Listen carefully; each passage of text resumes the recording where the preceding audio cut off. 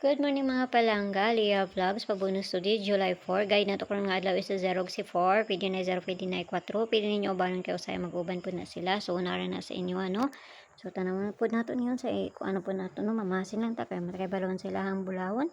So, ang pabunus to gahapon is si 415, no. So, pwede mo mag 405, anak, basi ganahan mo ni 405. So, kana mo na itong pabunus gahapon, ha. So, kung ganaan mo i-kuan siya sa syndicate sa date na to karon nga adlaw. So, ang pabunod, ang kuan na to, pair na to karon nga adlaw, all 5-2. Nakapares na siya dito sa Inday at duang na inyo dito basi kanahan mo ani.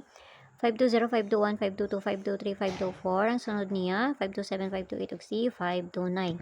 So, kana nakapares na siya dito sa Inday. Ano mo kaugaling mong pamaris sana kung duol na sa inyo ha. Huwag layo gani sa inyo ha. Ayaw lang ninyo siya abay kaya matrabalawan sila ha. Bulahon ani. So dito sa pagbonus, dalian na to ni kay hilak na kung kuan. Hilak na. Okay, so ang pabonus to karon nga adlaw is 053. So kamo ni bahala na ha, plus minus sama na sa kakuan nyo ana no. So pwede po mo mag 153. So kana lang, ayaw lang kayo mo pagpalabi, ginagmay lang ha, kay wa man ta kay balon silang kuan ani sila ra may nakahibalo. So, bayaran nyo kung doon na sa inyo. Ako rin nang gikuan ang sa syndicate na to sa kuan. Sa ni kuan gabi nga si 231, no? Tanag mo po na ikuan kung magkuan siya, no?